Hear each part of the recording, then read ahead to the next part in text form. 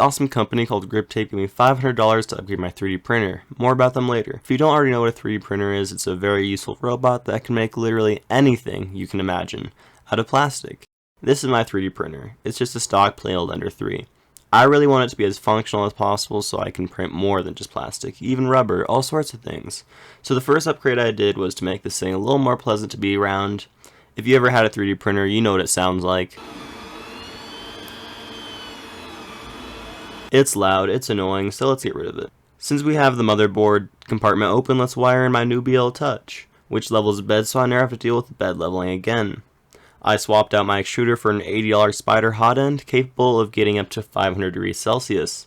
That's over 900 degrees Fahrenheit. That's crazy hot. When changing extruders, you have to pull out the heating element, which is held in by a screw that is less than 1/2 of a millimeter big. It's the smallest part on the entire printer. If you ever have to do this upgrade, be sure not to drop it.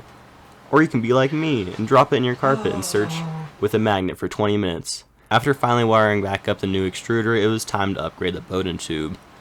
It's the tube that the filament goes through to get to the extruder. Now some upgrades for the bed. I added an insulated 1/4-inch foam pad to the bottom of the bed to reduce electricity cost and to store and heat better.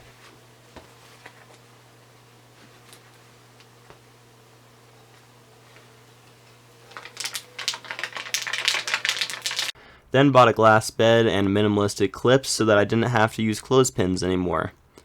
Now that the functionality parts were all done, I thought I would experiment with electricity a little bit, so I bought a $10 light bar, cut the wire, and stripped it.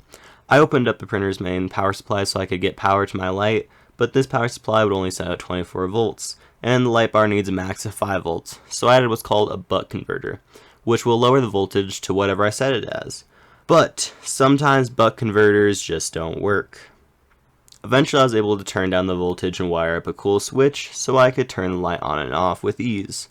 Printed some brand new mounts.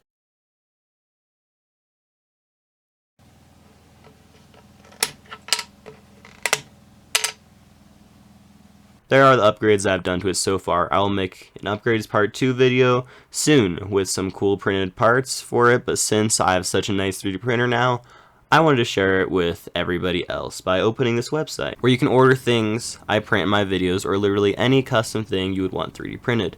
Just purchase the option on the site, custom item, and tell me exactly what you want made. I will be in contact with you so we can get it made and printed. Quotes vary based on size and material.